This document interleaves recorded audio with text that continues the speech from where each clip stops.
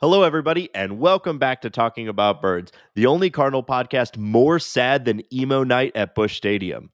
My name is Nate Heininger, and I am joined, as always, by my co-host, Vince Amorca. Is that a thing? Have you not seen that? Have you seen this? No. Have you seen this? No. Yeah, it's Have you read about this? It's a new theme night in 2023. Emo Night. Really aiming at the millennials. Let's go. We have money now. Yeah, right. Yeah, I have a lot of thoughts on Emo Night, but besides Emo Night this week, above all else, we are going to be talking about the news coming out of the first full week of spring training.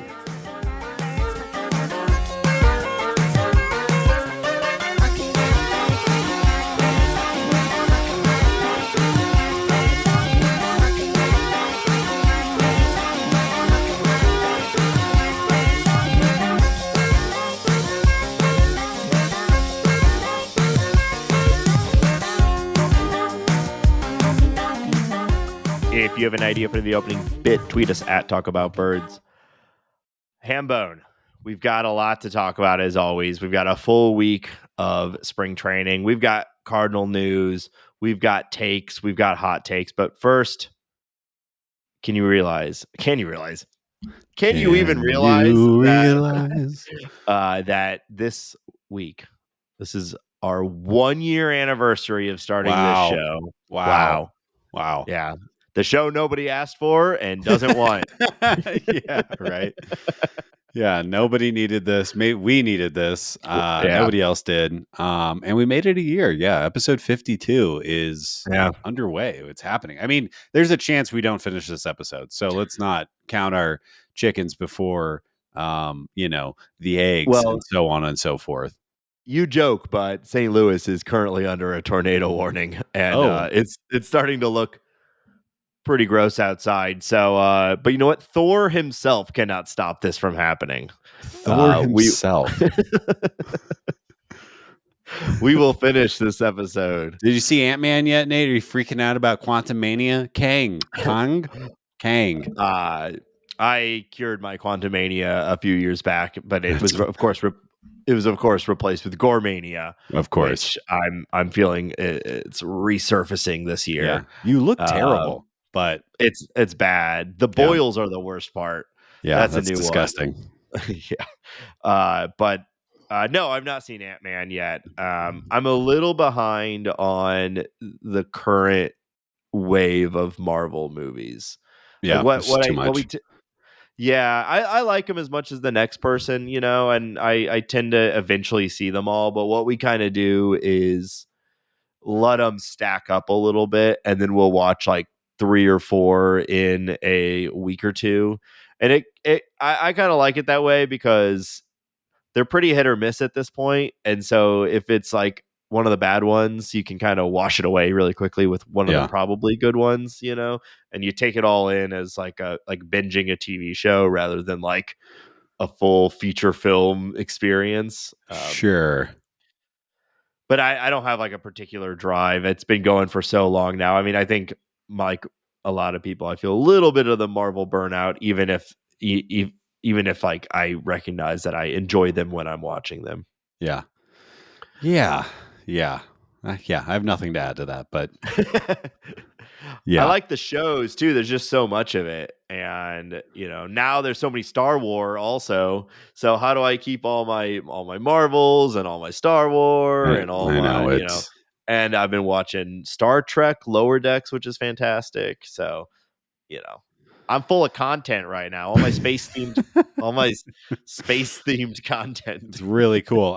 We just started watching Full Swing last night on Netflix, the F1 style documentary about golf, about the PGA Tour. So that's where my life's at right now. And I enjoy it. Man, that's cool. I'm glad you found something that you like. But man, a golf documentary sounds even more boring than watching golf. No, well, yeah, to each their own. But as a somebody who is a bad golfer but an enthusiast, it's fun because you're like, oh yeah, I can do that thing just on a level that is not even remotely close to what these gentlemen are doing. But yeah, it's a good show. I would say if you like golf at all, go watch it. I'm really enjoying it. And these golfers are these ain't your daddy's golfers. They're a little rougher around the edges than you might think. What the fuck? I was a little worried they were my daddy's golfers, so now I'm back on board. Actually, Okay. I what don't want to talk I about TV anymore. no, it's fair. I will say though, I said something and then immediately started thinking about it more, and I will say a golf documentary is probably more interesting than watching a round of golf because at least it's edited down to like specifically interesting Yeah. Well, things. also you don't understand the sport, right? You don't know how the mechanics of it. So I I've imagine seen you I've seen the watching. Robin Williams stand up sketch from like 20 years ago where he There you explains go. golf. I Yeah. get it. Yeah. Yeah. Yeah. Yeah. You hit the ball and you follow it into a little hole. Yeah. Yeah. Yeah. Yeah. Great. Legend I enjoyed. gone. I like Top Golf. There's a new putt shack near us. Wow. The like wacky or like the Top Golf, but for mini golf. I don't know how to explain it. You Have you ever take the been to? kids down to the Have you putt seen this? shack. No. Have you seen this? No. You heard about this? No. Okay. Well, I'm happy for you. I'm glad you found something that you enjoy. Thank you. Yeah. So we've done a year of this and we're going to keep trying. We've made it one full year. Here's to year 2. Thank you to everyone who has supported us this far. Absolutely. Yeah. So let's jump into some Cardinal news. We're having a good time here, Ben. We're having some laughs, but we do have to address an actual sad thing. Curious how you're going to change the mood of this conversation. Yeah. Tim McCarver passed away. If you're, listening to this podcast, I'm sure you are aware of who Tim McCarver is. Always sad when a legend passes away. And by all accounts, super cool dude. And I think we all have his voice in our head from his time as a Cardinal broadcaster, and then his length and experience with the Cardinals and just MLB in general. Yeah. I think like a massively underrated baseball player, a very good broadcaster. I definitely he sounds like the World Series to me. Like I associate that. Obviously, he's as he's gotten older, he kind of pulled back from those duties. But I really enjoyed when him and Danny Mac would do the games together. And I mean, you'd get maybe too many Bob Gibson stories, but I'd rather have too many Bob Gibson stories than not enough. And then just kind of the way they were able to play, back and forth, and Danny Mac doing the McCarver impressions and all that. I was a super big fan. And I'll just say like underrated baseball player. He was a good catcher for a very long time. I was reading, there was just some articles that were coming out around his passing, like the fact that he was when he was on the Cardinals, he was a catcher that was leading off back in the 60s, like that. Just kind of a weird player in a good way, an interesting player, and his friendship with Bob Gibson, endlessly entertaining. But yeah, definitely a loss. 81, I don't know, that feels young, but too bad. Yeah. I mean, definitely unexpected. I had, didn't know he was sick or anything like that. So yeah, sad news. A real legend. So thoughts to his family and everything. So let's yeah. Great. Yeah, let's move on. Yeah. Let's move on. Yikes. We've got our first game of spring training coming this weekend on Saturday, Nate. This is the last ep before games are happening. Valley Sports baby. Midwest. Yeah, Chip Carey. Sunday or Saturday. Damn it. Nailed it. Yeah, I'm obviously super excited for it. Once it's really the real kickoff of all the stuff we've been talking about for the last 3-4 months, getting prepared for exactly this. What are the storylines going to be? What's the intrigue? Yeah. We're starting to get a little bit of that. We're going to cover some of the news from the workouts over the last few weeks, but this will really begin the real coverage of on the field play, which is very, very welcome at this point. I think we've had a lot of fun over the off season, and we've done some silly things, and we've had some really dry periods. And now we can actually get back to what we're all here for, which is watching the actual game of baseball. And Yeah. I'm feeling it. It's been kind of nice out recently, and I've been outside a lot more, and it's just like starting to feel that sort of near spring feeling, and it's just making me happy. I don't know. I don't feel like I've been feeling this in the past, but for whatever this year, I've been like, I gotta get out of winter. Like I'm feeling Yeah. that like seasonal thing, Yeah. and I think, baseball is a big part of that. It's so close, and I'm just really excited for it. Yeah. Yeah. You look terrible. You look like you've been inside for 6 months, but we're Well, I coming do out want to of that. remind you that's the boils from the Gourmania. Of course. Yeah, although the pale skin falling off the bone is also partly from being inside Sure. all winter. Of course. Mhm. Um, as per usual. Yeah, it's so funny living out. Not to talk about weather too much, but ever since I've lived out here in Colorado, like we got snow today, and it just doesn't feel like it's coming on the way that it does back home in St. Louis. I had opening day tickets to the Rockies a few years ago, and it was called off because of an ice storm. So I think luckily I have the joy of skiing and Colorado outdoor activities, so I don't crave for the summer as much, but baseball. Absolutely. I think I talked about last week. I already got my opening day tickets. It's going to be the worst matchup of Yeah. all time. But yeah, cannot wait. And really, like the spring training content, I am just such a nerd for all of it. Like, I love we've talked about this, but I love all the little Twitter stories and the little videos and the kind of things that you don't get, the lightheartedness, I guess, that the players bring that you don't really get in the season unless you're Miles Michaelis. But yeah, obviously looking forward to it. I say let's just get into some of these. We got a lot of early stories, and I kind of want to start with what I perceive as the biggest one of those.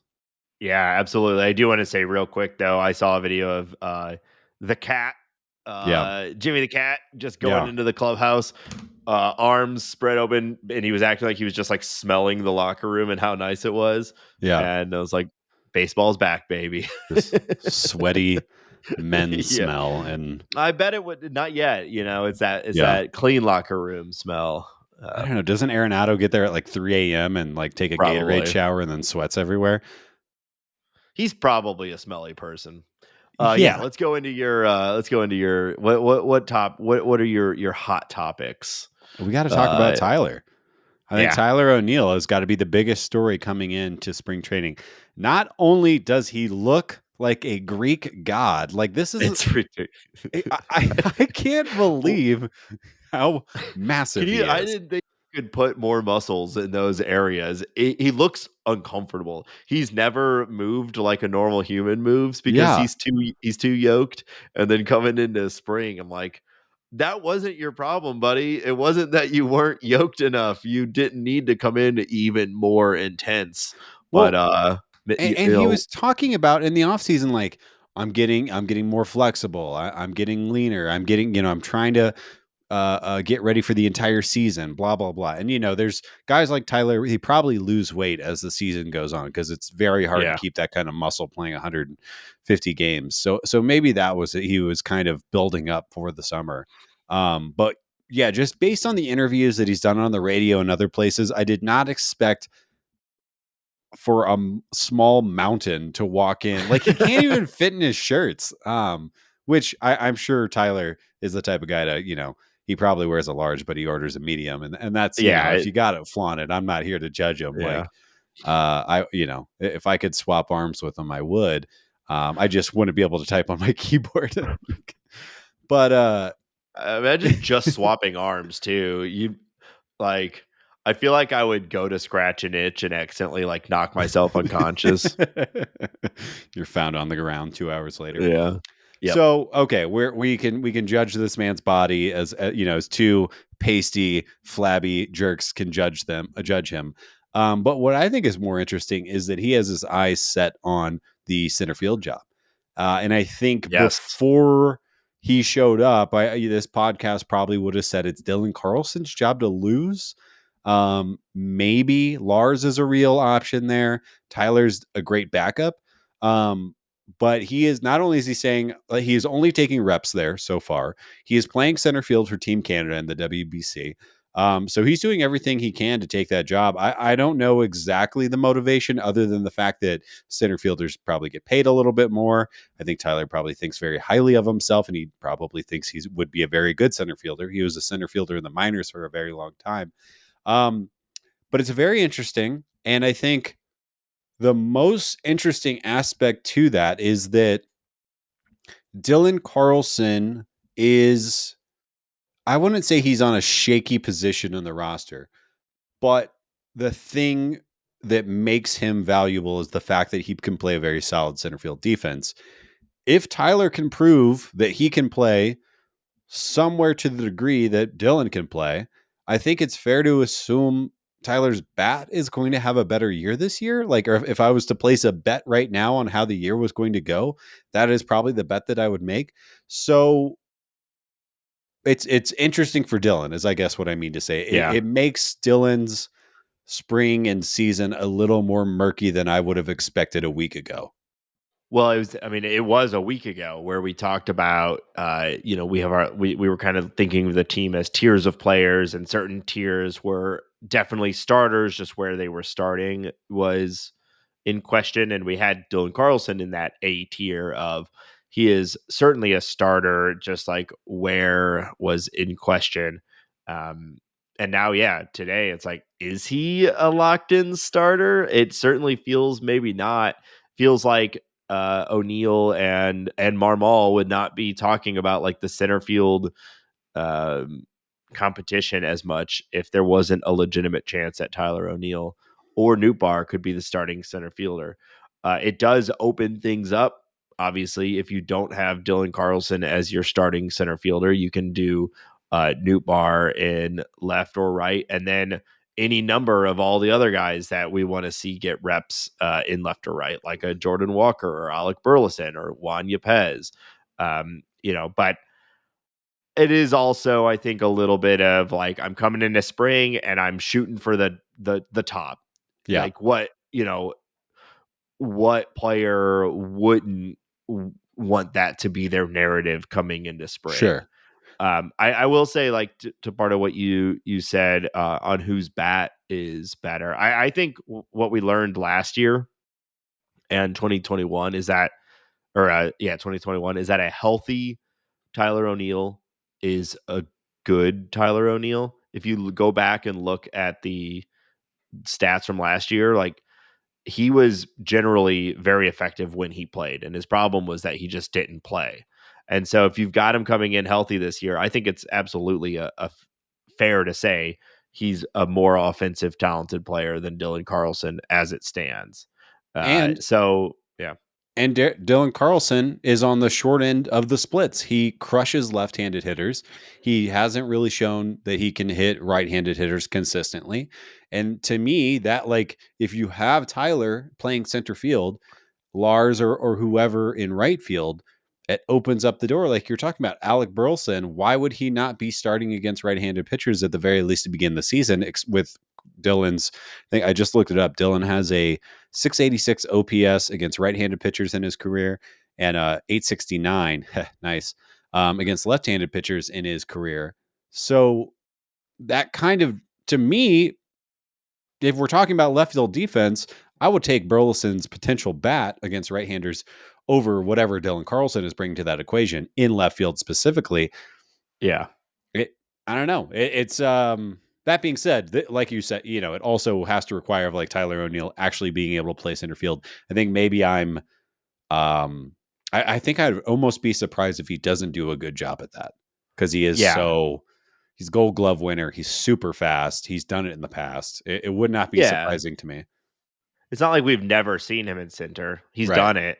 And I think if with repeated reps, he would be very good at it. I get the sense that like outfield defense is not the concern for Tyler O'Neill. He's going to do it and do it well. And Carlson's whole thing is doing everything at baseball like either slightly above or really above average, right? But none of it is necessarily elite. like what Tyler O'Neill possibly can do at the plate. Right. We'll see. I mean, to be fair to Carlson though, too, like he was dealing with wrist injuries last year, which is like, I mean, one of the more notable offensive sapping injuries you can deal Yeah. with, and he still posted like a slightly above league average WRC plus. Like, there's a lot to be said for him still getting a starting job, and there's still a lot of untapped value there. It wasn't that long ago that he was considered, one of the top prospects in baseball, and the only thing that is really not shown so far you can excuse because of injuries. Right. So I don't know. I if I were betting, I'd still bet that we go into the season with Dylan Carlson at center and Tyler O'Neill at left. But the fact that we're already seeing that conversation start is intriguing, and Yeah. definitely is one of the early stories of this spring. Yeah. I think you're right. I'm not trying to write Dylan Carlson off. All I want to say is that the conversation isn't 100% absolutely Dylan Carlson as the Cardinal center fielder Right. going into 23. Yeah. And yeah, there was a tweet, or I think John Denton reported earlier this morning that we're recording that Dylan showed up with more muscle mass. He was on a 4,500 calorie a day plan, trying to just add some Hey, weight.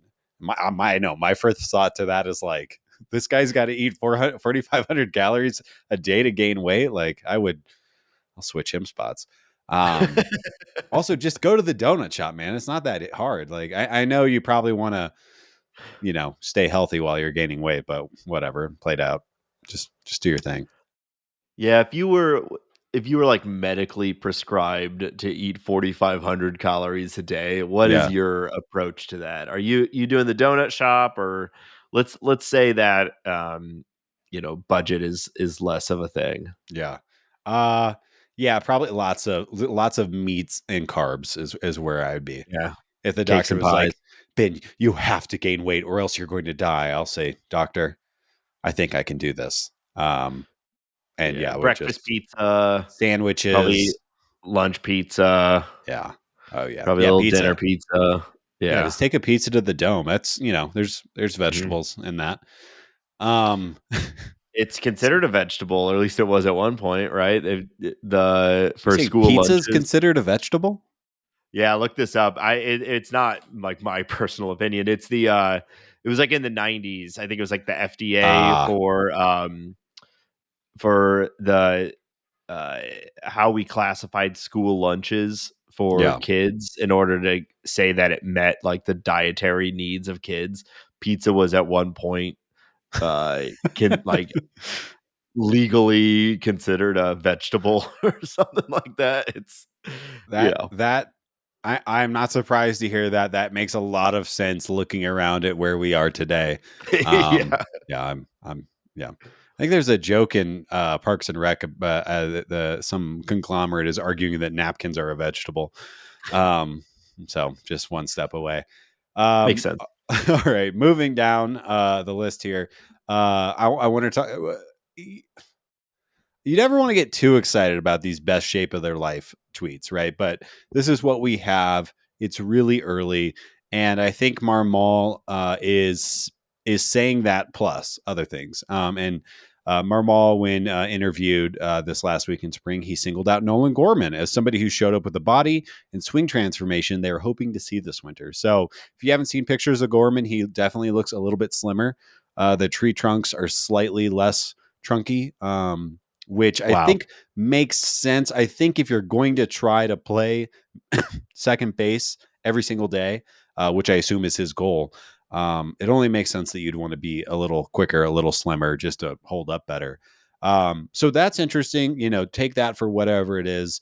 What is far more interesting is the swing transformation. And Right. essentially, he was told to go home and work on hitting high cheese, and has made that adjustment, and made that adjustment to a degree in which the Cardinals and Ali specifically feel like he has done excellent. He's made excellent use of his off time. So, how is that going to play out? We don't know. But the fact that I think that anyone watching the Cardinals consistently last year would say the number one problem with Nolan Gorman is the high fastball. So the fact that he was able to take that, change it, and make upgrades is something to be excited about. Yeah, obviously these don't guarantee results, but when you're looking for spring stories, you certainly take this over the alternative that we hear sometimes where it's like, "Oh, they came back completely different than what we were hoping for or Right. what we asked them to do, what the plan was, etc." Like those stories, I can't think of a time where we've heard one of those spring stories and then it was like, oh, we were wrong, and they had like a massive season. It's like Right. almost always a precursor to some sort of problem. So you definitely want to hear it, and I think there's a healthy and legit Gorman. Just this changes the lineup so much. If he can Yeah. get even close to that power potential that people have talked about with him, the 30 home run, 40 home run type of guy, Yeah. even if he has that 230 batting average to go with it, if you stick him down at 7 in the lineup, I mean, just think how deep that lineup is now behind all the other mashers. We were talking about it with Shoptaw a few weeks ago, or a couple weeks ago. Kyle Schwarber, like if he Yeah. gets somewhere close to that, I'm not sure I'm fully ready to commit to this prediction right now, but I am flirting with the idea of predicting that. Okay. So Whoa, stupid. whoa, whoa! Don't get too. I know Please how I sound. don't overcommit or anything, I please. know.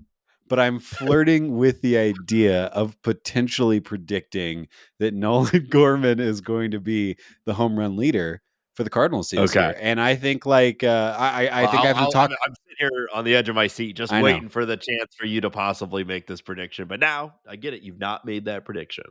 I think I got 4 weeks to think about it and lock it in. That's before Yeah. the season starts. But I don't know. It's sounding less. I'm talking myself into it. It's sounding less and less far fetched, and especially when you read a report of, Right. "Hey Ollie, how did everybody come into spring?" Well, let me tell you about Nolan Gorman. He really impressed me.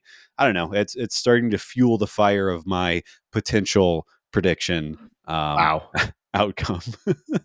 Well, I just frankly, I can't wait to hear it, Ben. You've got me Thank on you. the edge of my seat.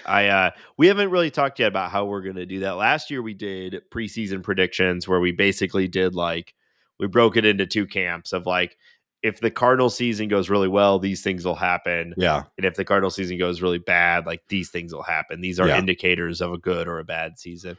And some of it we nailed and some of it we were way off. We did like a recap at the end of the year. So I think we might do something like that, or it's always fun just to do like a bold prediction run Yeah. and see if we get any of those right.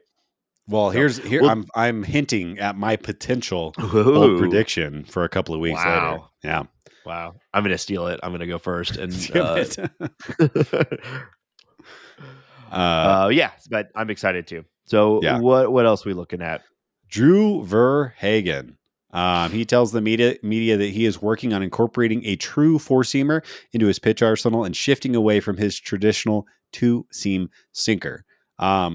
So normally I would say how to talk about this. I really think the only time I really get excited about a pitcher talking about what they were working on in the offseason is if they're adding or subtracting pitches. Because I think that you can change your diet, you can change your workout. That stuff is all maybe helping to a certain degree. But if you're changing the way your pitches work together, you're basically becoming a new pitcher. We talked about for a good chunk of last season how Verhagen, well, I guess we talked about him in a couple ways. For Harley knew him. He got hit around real Jesus. bad. Yeah.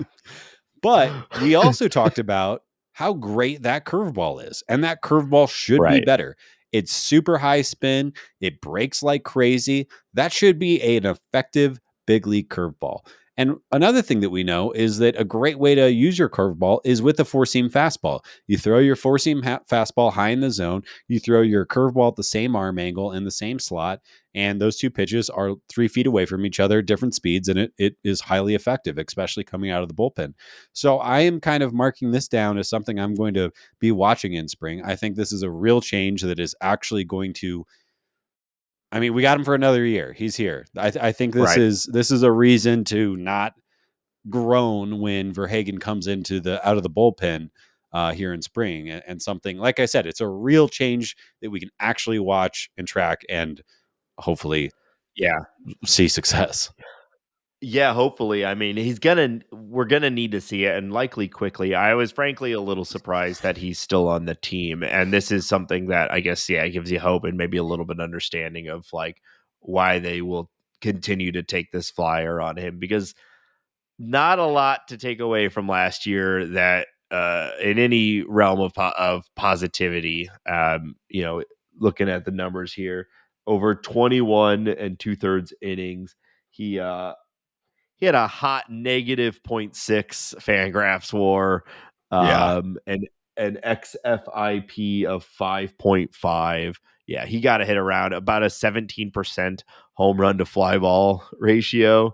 yeah, For comparison, Ryan Helsley, obviously an unfair comparison, but still is around 9%. So almost double. Uh, when he gives up a fly ball, it's a home run compared to what Helsley's doing.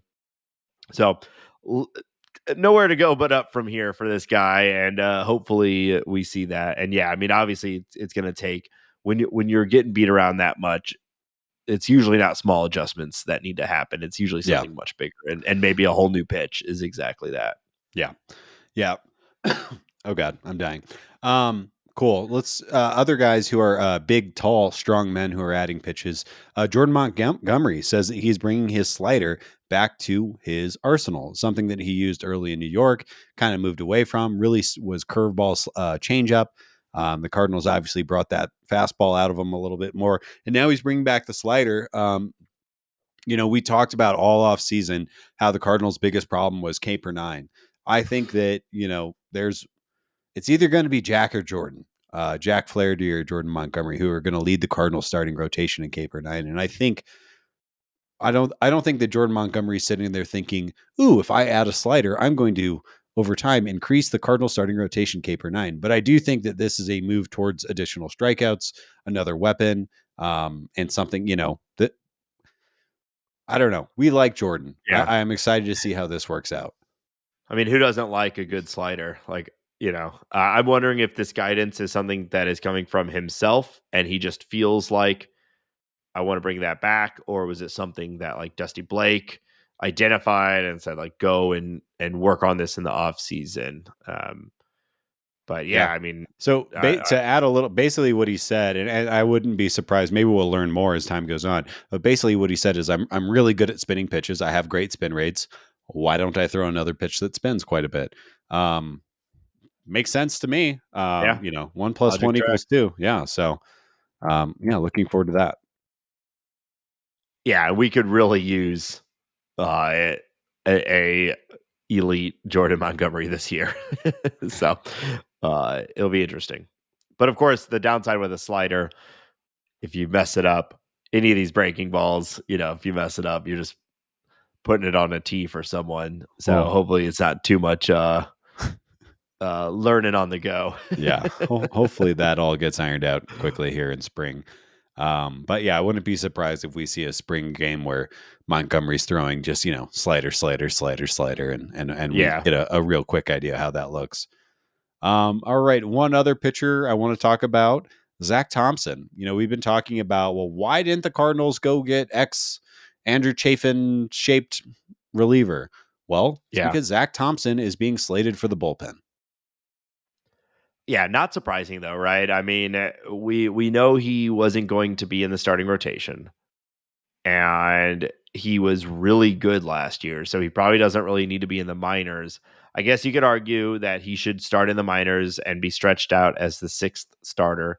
But I think they, he has that profile, probably a several inning lefty that I think you bring in a tie game, or maybe you're down by one, or maybe you're up by one, not like a good middle inning high leverage guy, if that Yeah. makes sense.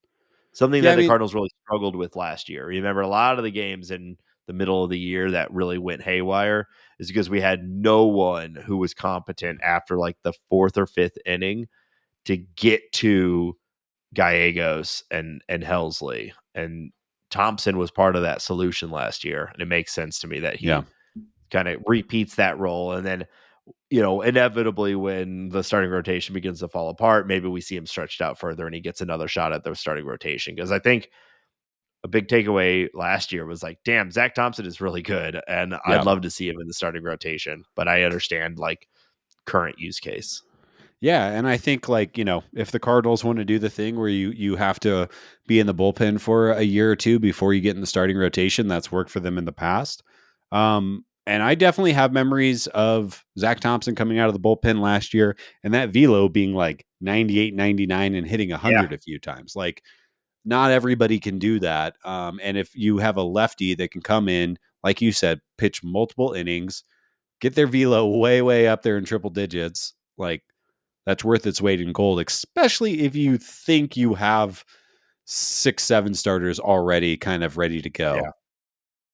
Yeah. Now, do you? I will find out. But if you think you do, yeah, it absolutely makes a lot of sense. Yeah, Right. this was not surprising to me at all. I think it's a good plan. Yeah. But Yeah. in And 2024, probably when we only have one starter on the, he'll he'll be the be ace. like, yeah. Cool. So yeah, I mean, already 1 week, and we've got a bunch of interesting news, and that's really scratching the surface of it. There's even more that we could have gone into, but we're gonna try to pick like the top stories from spring every week. Yeah. Um, but there was an article in Fangraphs that I know you wanted to touch on. That was an interview with Randy Flores, Cardinal scouting director, someone who rightfully is getting a lot of praise. We Yeah. look back at the last few Cardinal drafts, obviously the 2020 draft, looking like maybe one of the best drafts of all time, especially at least for the Cardinals. Yeah. So his name is all over the place right now, and like up and coming, rising stars, future GMs, etc. And so he sat down and did a quick little interview with Fangraphs, which was nice. What was your takeaway from this article? Yeah, I think we'll retweet it. And I definitely think that it's worth reading. And I'm not going to go over every little thing in the article, but what I thought was most interesting is the way that he was talking about drafting pitchers. And we've kind of danced around this idea. I think we talked about it with Kyle a little while back, but the Cardinals have this ability to draft a pitcher like Graceffo, Cooper Jerpy, Tinkins, and find velo in those bodies somehow. And Randy Flores was kind of hinting at like a velocity program. Obviously, he didn't tell us the way that they make the secret sauce or anything like that. But the fact that, so he was kind of breaking down, we draft a guy like Cooper Jerpy. Cooper Jerpy has proven success. We like his breaking ball. He's a little under where we want the velo to be, but we're going to put him on this program, and we think that he can become Gordon Graceffo, and we expect him to rise very quickly. So I guess really that's all I wanted to talk about. Like I said, definitely worth a read. Randy Flores is awesome. I think he's going to be the GM of the Cardinals here soon. Just like the way that he talks about players and acquisition and player dev. I wish John Mozeliak would get into player development a little bit more because I do find it endlessly fascinating. But like I said, drafting these guys, liking what they have, and being like, we can add 5 miles per hour to these. Like Yeah. we can go draft a Cooper Jerpy, and I'm giving, within some degree of failure, I'm saying that I can give him X many more miles on his fastball slider or whatever. Yeah. Pretty fascinating stuff, and like worth its weight in gold, right? If Well, you can we just are say that. seeing that. Yeah, we're seeing that with Graceffo, right? Because out of the draft class, it was like, really solid delivery. Looks like a type of guy, classic Cardinal draft pick, right? He'll be in the majors within a year or two, but he'll probably peak at back into the rotation, fourth starter, fifth starter.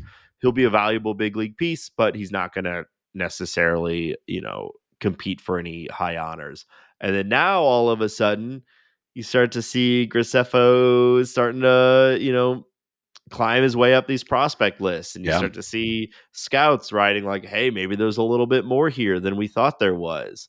And I think that's exactly what he's talking about, right? Is drafting someone who has a perception of one thing and they're able to turn him into something a little bit more than what the standard like perception was. Yeah. Which is all good. We have not quite seen that yet, obviously, because the Cardinals' current rotation is staffed almost entirely with people brought in from outside of the organization. But we're starting to see some evidence of what Randy Flores was talking about starting to pop up through the organization. Yeah, and he talks about Michael McGreevy in here too, like a guy they Yeah. drafted. Michael McGreevy, big guy, strike thrower. Let's add some more miles per hour. But the way that they're talking about it, the way that the Cardinals are developing players right now, it doesn't seem insane to think that Hans, Graceffo, McGreevy, Jerpy could be in the major leagues pitching staff at some point in the near future. I think it would be Yeah. foolish to assume all of these guys are going to be top flight starters or all number threes or something like that. Yeah. But I don't think it seems foolish to think that they'll be on the major league pitching staff to some degree. Maybe Tink Hintz is the best closer in baseball, and Gordon Graceffo is a solid number 3, and Jerpy is, your lights out seventh inning guy. But that's all good. We'll take all of that. The Cardinals need more of that. Yeah, you need all of that. Right. There's something with these guys' names that is like Cooper Jerpy, Michael McGreevy, Gordon Graceffo. Is there anything there? You think there's something there? I don't know. No. We'll see if we can get Flores on the show, and we'll ask him the real questions. This David Lauria wasn't brave enough to ask him. There's a lot. They're all kind of like little mouthfuls. Gordon Graceffo. Yeah, Michael McGreevy. They're little mouthfuls. Hopefully we don't lose Randy Flores to another team. I'm sure that he is being scouted. Yeah. I think we've even heard like him and even Gersh have been asked for interviews and whatnot. So it'll probably inevitably happen unless Mo can find a way to keep him here. Yeah. But just keep making up titles. Right. Yeah, exactly. Senior scouting director / assistant general manager / chief cool dude. All right. Well, we have still some more stuff to talk about. But before we get to that, we want to remind everybody that listens to the show that this show is supported on Patreon. It's patreon.com/talkingaboutbirds. If you enjoy the show, want to support us, support our weekly efforts to bring you this show, we're really looking forward to this second year. Consider joining. We have a bunch of different tiers, but anybody at any level gets access to our private Discord server. We call it the Bird Scored. We're having a great time in there chatting about Cardinals, the league, and just any random shit that people want to talk about. It's a great place to connect with other Cardinal fans in a space that is a lot less noisy than most social media. And we're actually starting up a fantasy baseball league of people from the Discord for 2023, and we do have a few slots. So if you've been looking for another reason to get into the Patreon, you got a little bit of time to hop in and join the Discord and then join the league. It should be a lot of fun. And speaking of, want to shout out Kyle C., our newest patron. Thank you so much, Kyle, for joining. We really appreciate it. Talking about birds, or patreon.com/talkingaboutbirds. If you can't support via Patreon, consider leaving us a positive review on your favorite podcast platform. It does help us show up better in searches and whatnot. So thank you all for this full year of support, either those of you who have been with us from the beginning or you've hopped on the ride sometime along the way. We really are grateful for the support that you've given us so far. So thanks, everyone. Ben, where else can people find us online? Yeah. You can follow us on Twitter at Talk About Birds. You can follow us on Instagram at Talking About Birds. And newly, you can follow us on TikTok. We're doing a TikTok. We're doing a TikTok. That's what they say. We're doing a TikTok. We're at Talking About Birds on TikTok. Nate and I had a somewhat lengthy conversation before we started recording about how we don't understand TikTok. I think it's something we're going to play around with. If you happen to be on there, give us a follow, help us out. I really don't know what I'm doing. All I know is that he just opened up the app while we're on mic, and it immediately starts playing noise at you. I feel like an old person. But anyways, again, that's on TikTok at Talking About Birds. Give us a follow or a share, or duet us. I know that you could duet our videos. So try that Yeah. out. If you have any thoughts, questions, emails, or if you want to talk us into deleting our TikTok account, you can send us an email at talkaboutbirds@gmail.com. I'd also like to shout out that we are on Spotify if you prefer to listen to podcasts there. And also just say thank you, Kyle. Welcome to the bird scored. Tweet, tweet. Tweet, tweet. All right. So arbitration has been in the news a lot recently Boy, because howdy. of a particular Cy Young award winning best player in baseball, one of the best players in baseball, being shat upon by his own team in an arbitration process. I don't know. I if you have not heard, if you've not seen this and you're listening to this show, I definitely recommend going and just doing a quick Google search for Corbin Burns arbitration. He goes in pretty hard against his own team and how he was treated during the arbitration Yeah. process. This is You, something that we've talked about a fair amount on the show yeah. already, but you don't normally see such, um, I mean, a lot of details. And he directly said the relationship is changed, so Well, not a good look.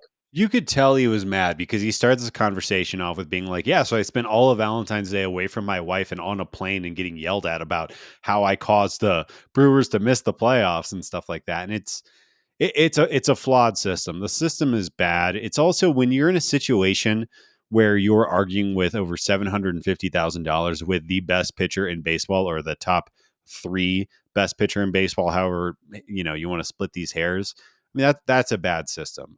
The other side of this, to specifically look at the Brewers, the way that the Brewers are looking at it, the Brewers are not re-signing Corbin Burns.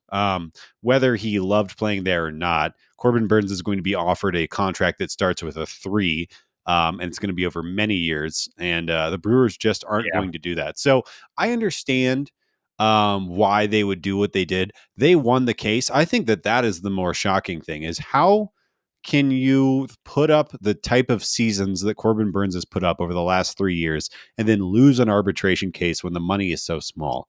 Um, it's a bad system. I don't know what the better system is. I guess really a better system is like um you put in the numbers and production and it spits out a dollar amount that is prorated based on playing time and like other contracts in the league. You take the human part out of it, but I don't think. I mean, well, you're getting it. Ryan Helsley had a hearing as well, and Yeah. I don't understand how it is helpful in any situation for the Cardinals to sit in a room with their lawyer folks and explain to them why Ryan Helsley isn't so good. Yeah. I don't understand it either. At the very least, seems like just don't have everybody in the room. Like if the team's going to make a case to this neutral arbitrator that like Corbin Burns is the reason why they didn't make the playoffs, which is obviously like the most insane argument Yeah, that's ever been made. It's like, motherfucker, they only had a chance because of Corbin Burns. Like it's right. not even it's there, it's completely the other way around. But anyway, like why does he have to sit in the room while that case is being made? Like, Yeah, if we must have this, can at least be just like sort of a closed door thing and you don't have to stand in front of one of your best players and tell a neutral person why they suck. But there's another counterpoint to this whole thing that I read that I thought was interesting is that the players have had the opportunity to negotiate this away multiple chances through each CBA renewal, and the players union keeps coming back to supporting the arbitration process because over a length of time it does ultimately work out in the players benefit. But it seems like there's an inherent flaw of this element where the team is incentivized to basically shit talk their players. Like I can see a world where this neutral arbitration makes sense.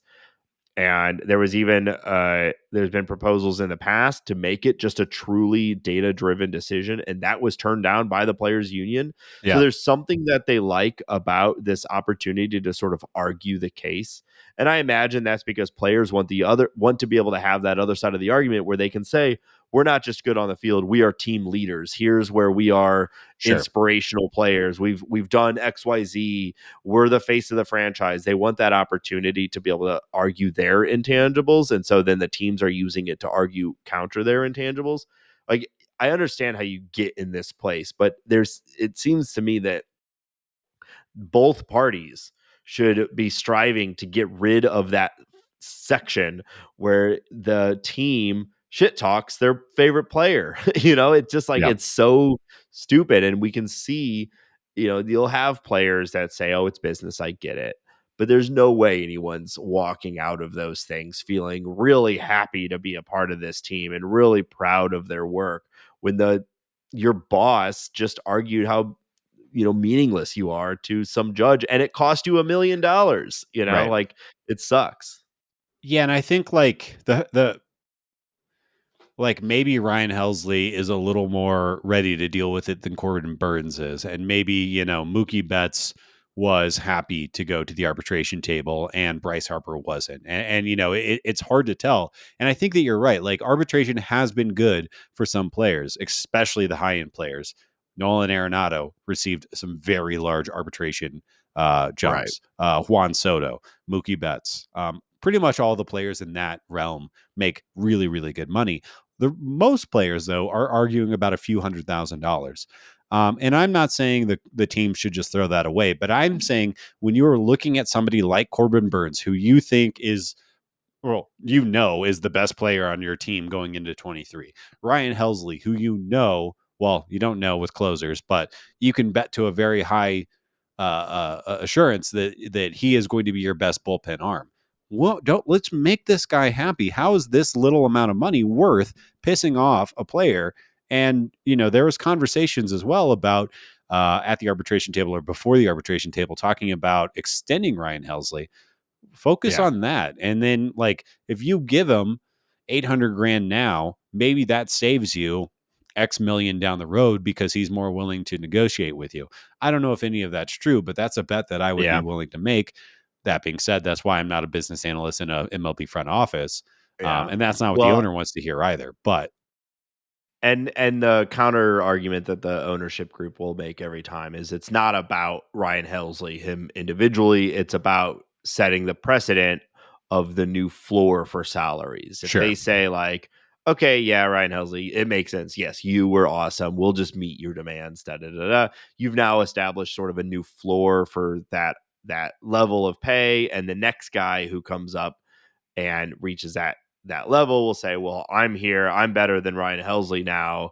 So I should be paid more than him. And what's his current salary? All right, I need to be over that. And it all just Yeah. Yeah. cascades, right? Everything grows exponentially. It is the ownership groups, uh, they want to keep costs down as much as possible, even if an individual element makes sense. They're still going to argue over that $750,000 because that $750,000 is that today and also every time this Right. happens again over and over, right? So it's a complicated system and there's motivations on both sides. And I can see a world where the arbitration system is fine and it can be helpful for both sides of the conversation.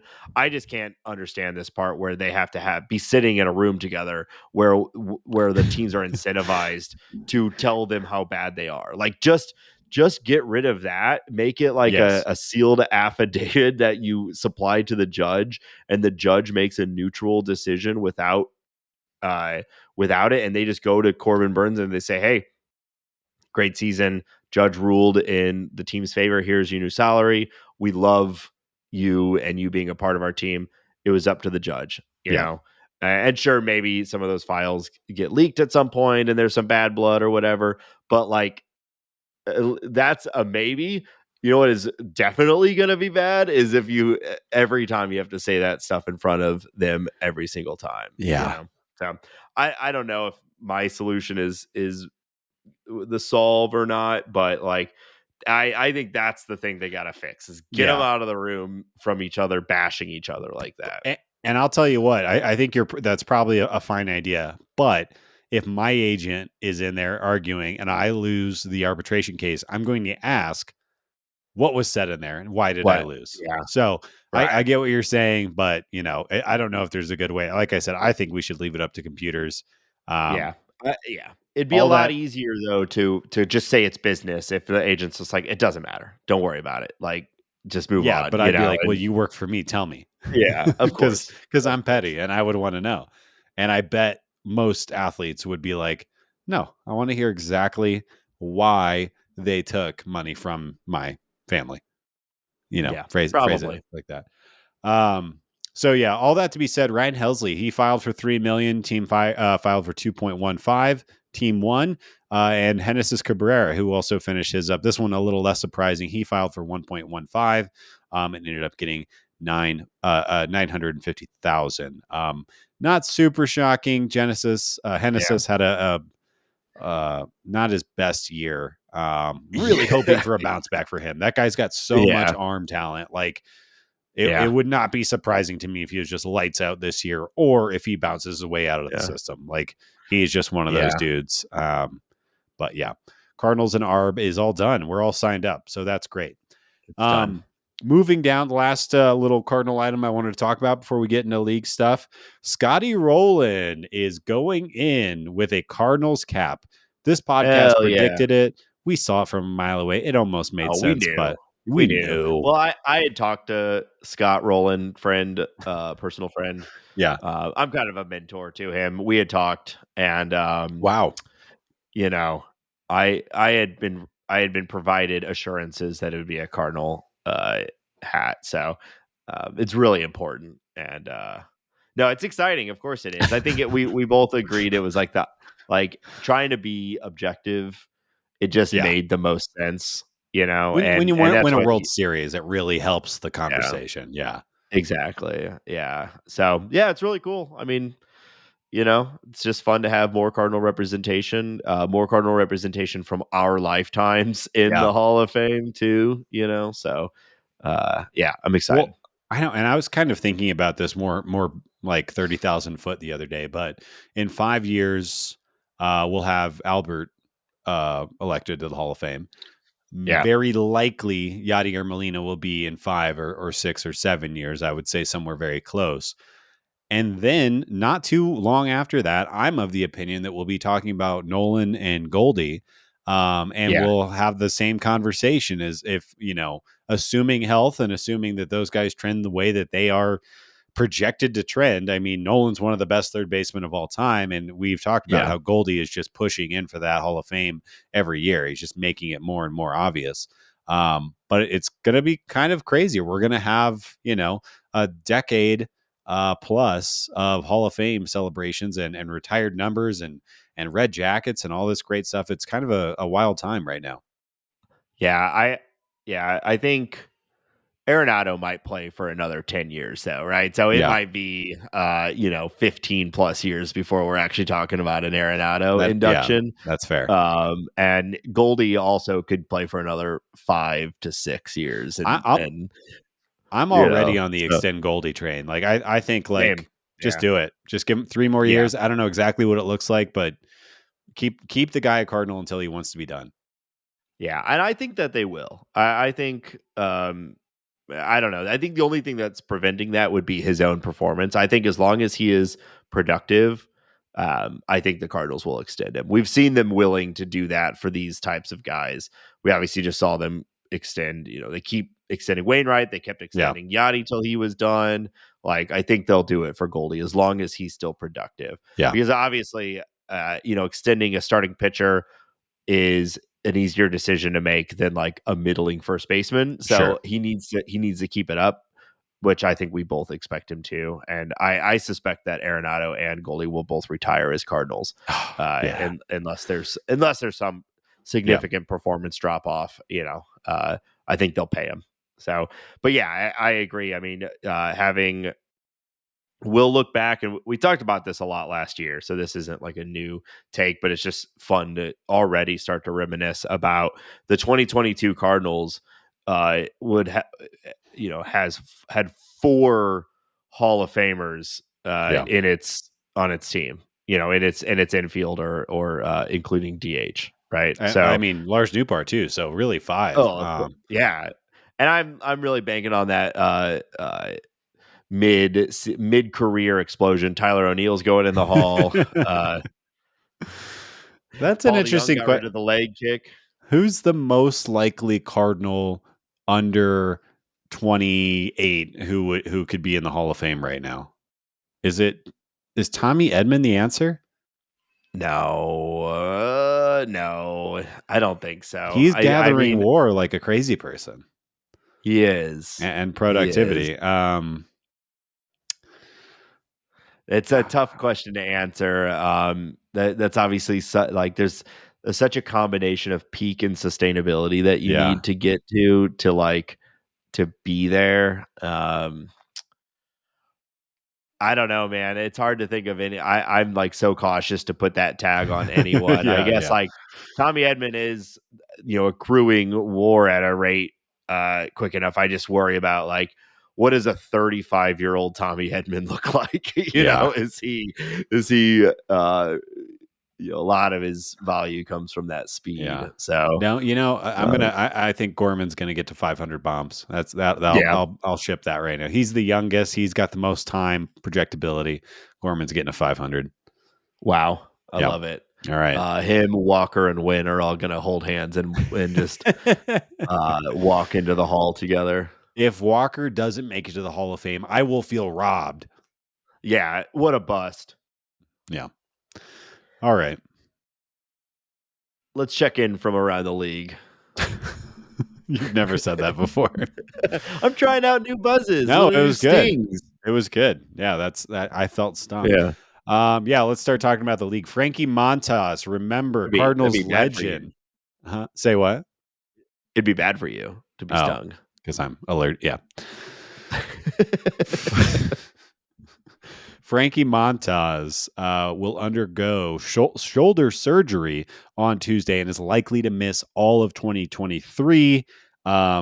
Big sad for the Yankees. The Yankees will be fine. But I more just thought, like, man, we were really pushing for Montas last year for the Cardinals. And obviously, like, of course, it looks great with 2020 hindsight, but kind of crazy. Big It deal was that 2022, but yeah. oh, yeah. I know what year it is. Yeah, Mo knows. He knew. You knew. We all wanted that big Montas trade, and he said no. Yeah. You get Quintana, And he was right. He was right. He was absolutely right. Yeah. I mean, that was like the big thing was trade for Montas. Yeah. And it has not worked out for them. And he's nothing. In other news, Manny Machado has expressed that he will opt out of his big old Padres contract after this season. I think probably predictable outcome here. I think the only thing that's a little weird is that he started the season like that. Because like, what if he has a terrible year? What if he's injured all year? Maybe he still opts out. Maybe it doesn't I really think he still matter does. if he's It's banked the value, I guess. Yeah, it's 5 years, like 105, I think. Yeah. So he will almost certainly, even if he missed this entire season, I bet he gets more than that on the open market, especially after those contracts we saw last year and after his second place MVP season. And he was great the year before. I think he's firmly established himself as one of the best players in baseball and is also likely on a Hall of Fame track himself. So he, I think, would get more than 105 without an issue, even if he has a horrible year. And I think he said it just to like not have to deal with the questions. I think it's a pretty obvious option, and he doesn't want to deal with people asking him all season. So he's like, just going to get out of the way. I'm opting out. Yeah, he did it. He'll still be fairly young. He'll be 30 after this season. Yeah. And it's crazy to me that this will be his 5th year with the Padres already. Like, it just time flying by. Right. But Yeah. yeah, we'll have the free agent pool will be a little more richer next year. Mookie Betts admits that the Red Sox occasionally use video to steal signs in 2018. Whoops. Yeah. Nobody cares, though. Yeah, because we all knew. Everyone knew. Yeah. I think that's part of why baseball ultimately didn't drop a major hammer on the Astros, is that they did it the worst and in the dumbest possible way. Yeah. But it was happening all over the league. There's Sure. all that talk of the Red Sox, the Yankees, like, it wouldn't surprise me if half the league was doing some version of it. And the Astros had to be punished because, again, they were hitting trash cans with sticks. Yeah. So Yeah. so good. They were using caveman technology for their Yeah. cheating in a modern league. So they got caught and had to be punished. But I think it was happening all over the place. And Yeah. we kind of already knew that. It, And so, I think yeah. it's more just weird that I don't care. That's what feels the weirdest, but it's just like we're Because it's post all it and told it's just now. whatever. Yeah. Yeah. Yeah. We already kind of knew this. Maybe it hadn't been confirmed by a player specifically, Yeah. but like the news is, oh yeah, that's not surprising. If this was the first of that story, we'd be like, holy shit, Yeah. But kill now him. yeah. I honestly, I Yeah. almost didn't even write it down, but I just thought best player in Yeah. baseball says we cheated, but nobody cares.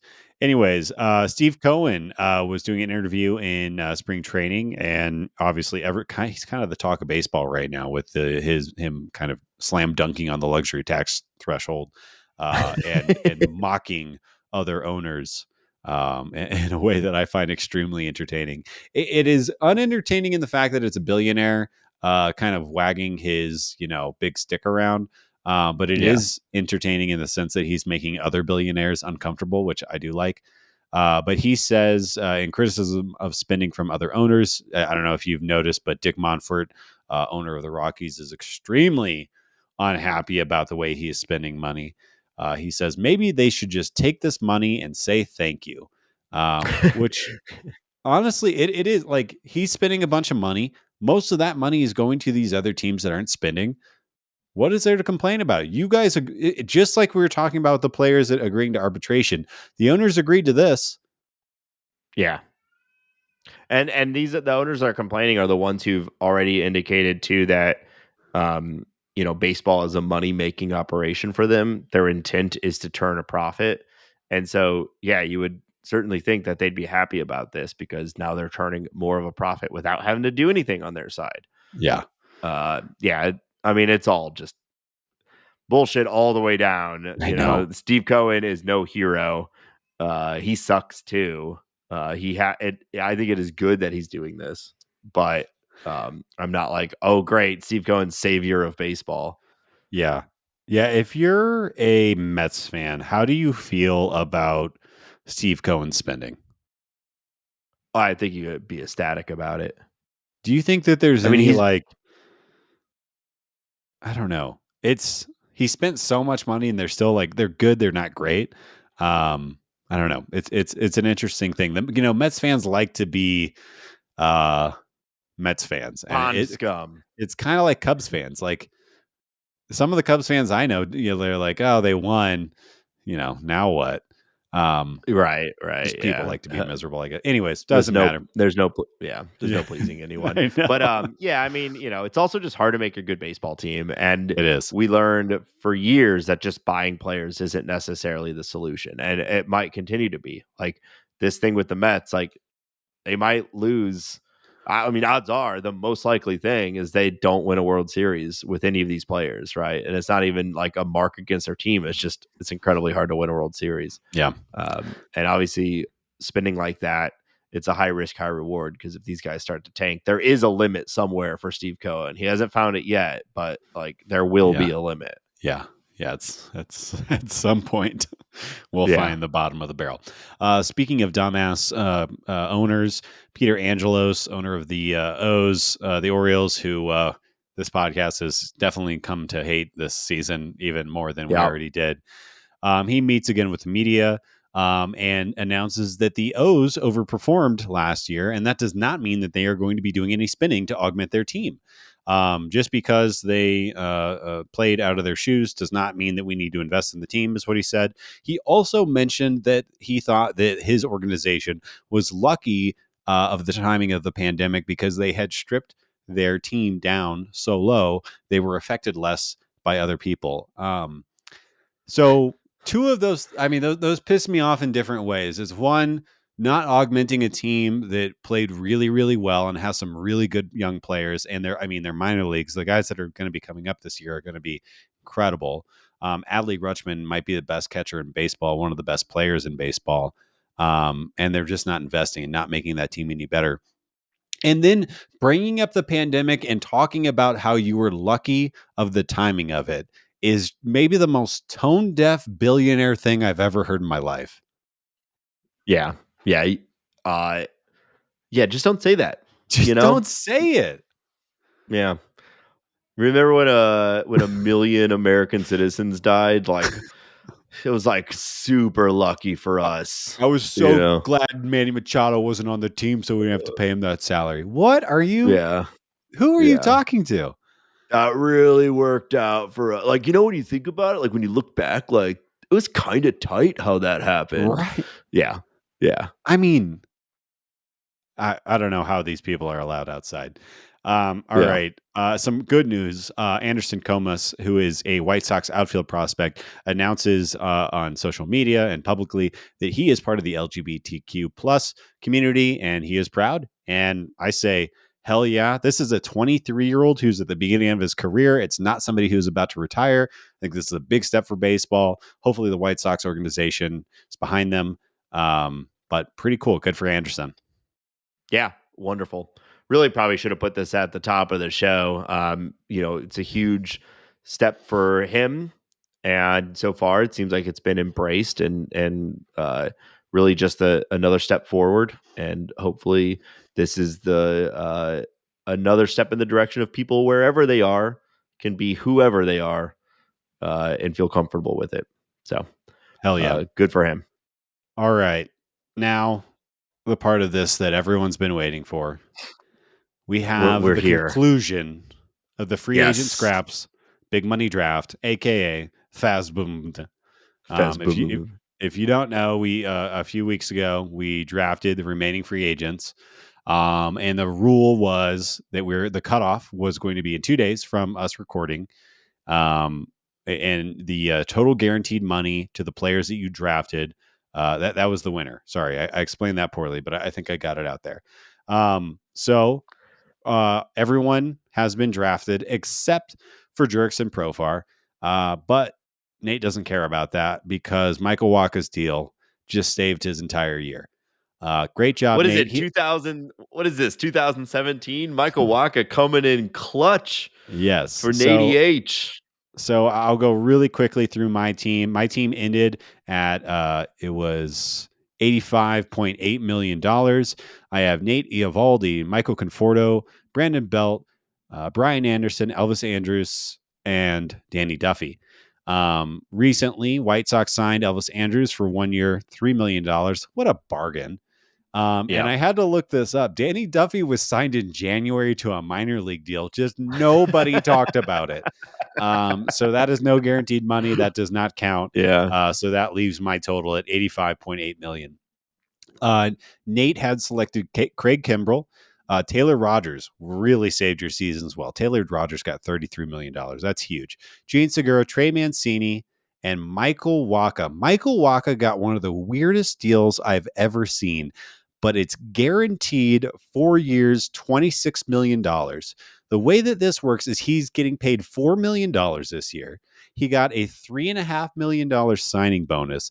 And then there's a player option and a club option. If the player option is selected, he gets 1 year at 6.5 million and 2 years at 6 million. If the club option is selected, he gets 2 years at 16 million, and then there's another option after that. So it's really weird. All we can say is that Michael Wacha is signed to the Padres and he is getting guaranteed $26 million. It could be more. It can't be less. That it's a good guarantee for him. But crazy that he got 4 years. Crazy that he got the organizational structure that this contract took and took Nate to the championship.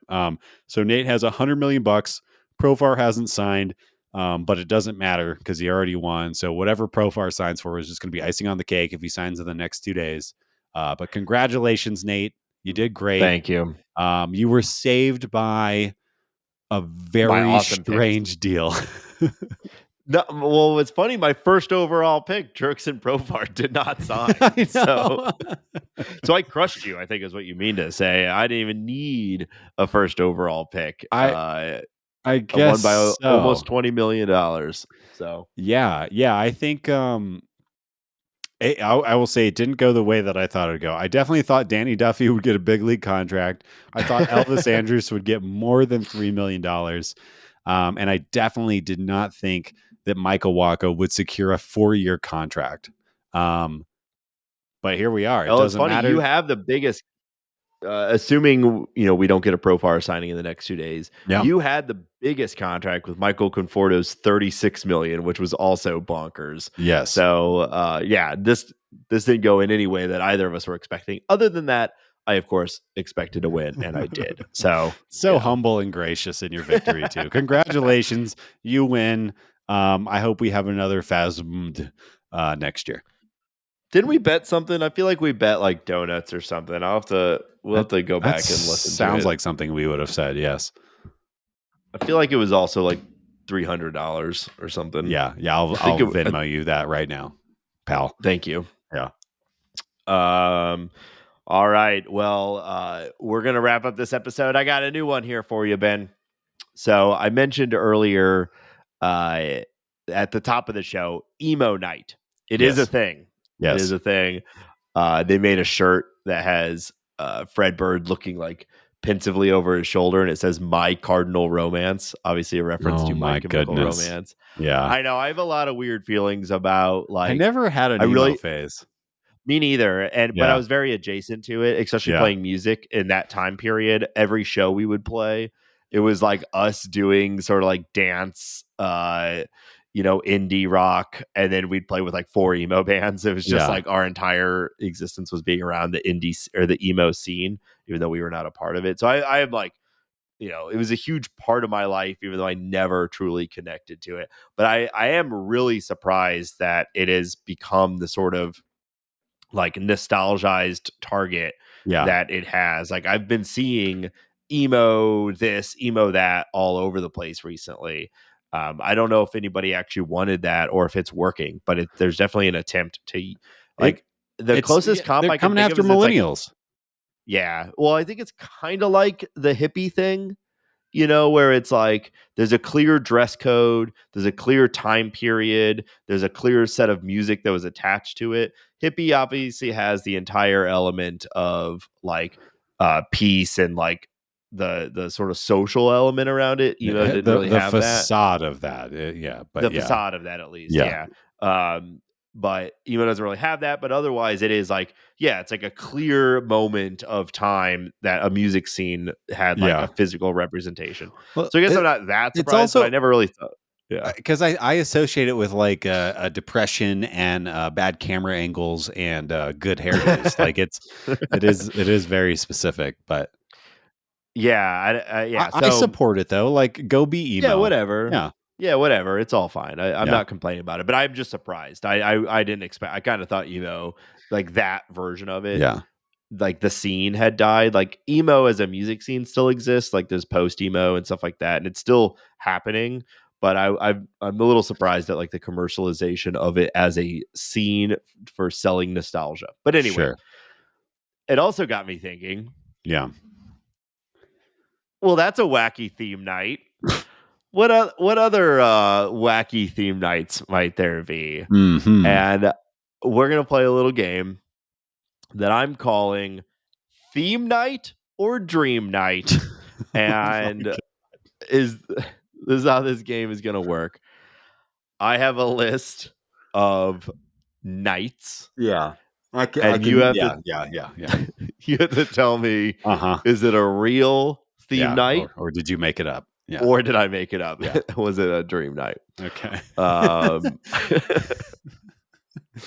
And I don't have to reasonably assume that you actually dreamt this up. It was created by you, not actually a dream state. No. Okay. I've been keeping track of all my dreams for years now, and I went back through the notes to find every time I dreamt up a wacky theme night. Wow. And these were my dreams. Now, Cardinal should hire you. These were all crafted over the last 24 hours. All right. Okay. So we will go ahead and start out. The first one, Netflix and chill night. Oh my God. That's so stupid that I don't think you would have written that. I'm going to say that's a real. That is correct. Netflix and chill night was a real. Do they know what that means? So I should probably have clarified this is including minor leagues. So there's going to be all sorts of wacky shit that people are doing. And Netflix and chill night. Everybody banging on the field? Like, what is going on here? Or are you just watching like The Office? Okay. Some of these I do have more like supplemental content to explain what it was. Okay. This one I do not. It was just Netflix and chill night. All right. So yes, you are correct. You've gotten one. All right. Milk night. Oh no. I could see a minor league team that's out by some milk farms. I don't want to rationalize it, but I'm going to say that that's real. That is not a real night. That is really. I mean, there might have been a milk night somewhere, but no, that is one of my dream nights. Ben, can't you imagine just a nice milk night? I'm like a staunch milk hater, so no, that would be my nightmare. I do not drink milk. I haven't drank milk in like a decade. Get out of here. I hadn't purchased a gallon of milk in like a decade, and then now that we have kids, it's like a gallon. We have too much milk in the house. It kind of drives me crazy. Gross. Yeah. All right. Salute to indoor plumbing night. I would not be. That sounds like a good industry night. I'm going to say that that's real. That is correct. It is real. I have a little bit of background information here. Okay. I'm gonna read for you. Sadly, the original Salute to Indoor Plumbing Night never got off the ground. The Power's first idea was to close the bathrooms at Appalachian Power Park and have fans use portable toilets, the better to help them appreciate the benefits of indoor plumbing. As you might imagine, that constituted a massive health code violation, and the state health department nixed it. But the team would not get not be discouraged. Employees dressed in plumbers' overalls, the theme song to Home Improvement played between innings, and last but not least, the traditional hamburger helper skillet toss was replaced with something more thematically appropriate. Quote, "We took some brownies and mushed them up and made them look like poo," Director of Promotions Kristen Call told the Washington Post. It was a poo toss that night. Gross. So, yeah. I don't want to be hit with a brownie. First off. Second off, I don't want to be hit with a brownie I don't want a brownie to be around me that is supposed to be poop. Yeah. That is disgusting. Same. I would rather go to milk night. God. Or at the very least, combine milk night with the brownie night, so you have a good, something to wash down. Though, miss me with that. All right, Jennifer night. Oh wow. I don't know why these are just all feeling real to me. I'm gonna say that that's also real. I could see Jennifer's getting for free. It's a great promotion. That is correct. Jennifer Knight was a real one. Yeah. It was a salute to Jennifer's. The copy seemed to imply that Jennifer Aniston, Jennifer Lopez, Sure, Jennifer fans of the team. Coolidge, yeah, lots of Jennifers out there. Right, that's somebody. Yep. So yeah, that was a real. Did they get in for free? I don't know. I would hope so. Okay. Garner, Hudson, Lawrence. I mean, so many Jennifers out there. Wow, a lot of Jennies. All right. Flat Earth Night. Oh no. Well, first off, I would like to say that I do believe that the Earth is a disk, and there is a frozen block of ice around the edge of it, keeping the oceans in. That being said, obviously, I think baseball teams have their eyes closed and they wouldn't see this. So I'm saying it's not real. Yeah, you're right. They just don't get it, and you're right. They would never have a flat Earth night because they've got their blinders on. Sheeple. Yeah. Do you think they would let that happen? I don't think so. No, it's too real, man. Yeah. I actually believe in the hot pocket Earth we live on. It's hot pocket shaped. That's why you still get the molten core. Sure. Yeah. You gotta let it sit for 5 minutes. So wait, was that real or not? Not real. Okay. Unlike the flat Earth. Okay. Tickle night. Ugh, that's disgusting. That is more disgusting than poop and milk night.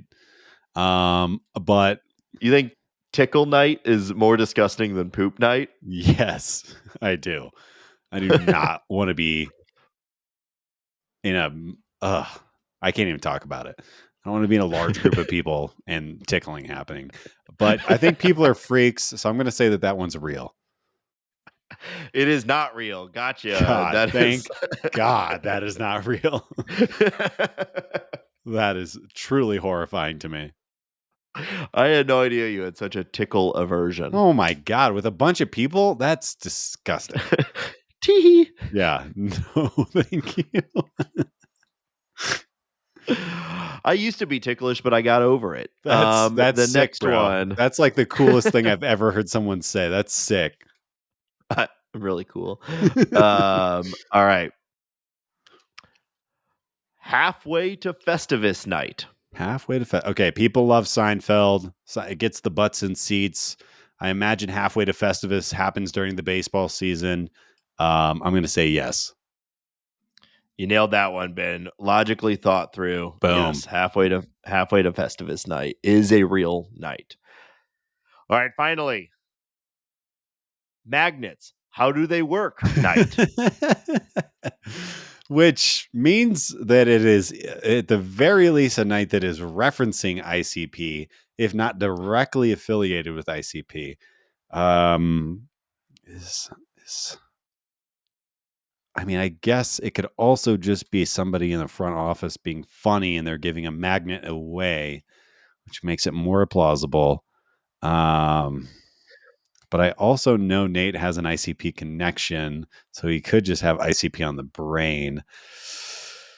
I'm gonna vote with my heart on this one, and I'm gonna say no, not real. You got it, Ben. That is not real, though. I would definitely go to a magnets. How do they work night? In your mind, what was that? I don't know. Okay. I just thought it was funny. All right.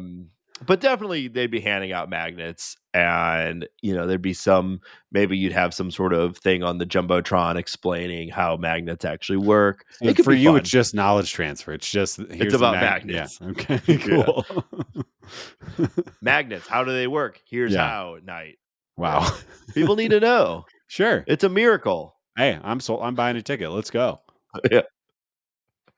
Yeah. So as Ben referenced, Molly there was a section of Molly's life, which I refer to as Dark Lord Molly, where she was a big ICP fan. Yikes.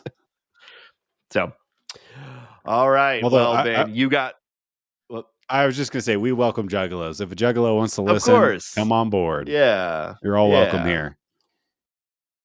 All right. Well, Ben, you got 5 of 8 correct. That's okay. Yeah. I think this is the most I've stumped you on one of these games where I make up half of them. So great job. And I know now you are really disgusted by tickling, milk, and fake poop, which I would have guessed at least that one. It's but the tickling and milk. The group setting aspect of it is what ups it to being disgusting. Like 5,000 people drinking milk together grosses me out. 5,000 people tickling each other grosses me out. Well, 2 people tickling each other, I'm fine with that. I mean, I'm really not, though. Actually, now that I say it out loud, I don't like any of it. I'm disgusted. And we should legislate against it, right? Yes. And that's why I'm running. Yeah. Remind me to take the tickling party off of Tab Fest 2023. God. You're disgusting. All right. Let's wrap this up. So thank you everyone, of course, again for listening, making it this far into the episode. Again, our patreon.com/talkingaboutbirds. We'd love to have you there. Real Baseball is starting. We are so excited. We'll be back every week, next Thursday, every Thursday with an episode. Year 2 of the podcast is on. We are here. We're doing it. And we're looking forward to a good Cardinal season. And until next week, go Cardinals. Okay, thank you. Bye.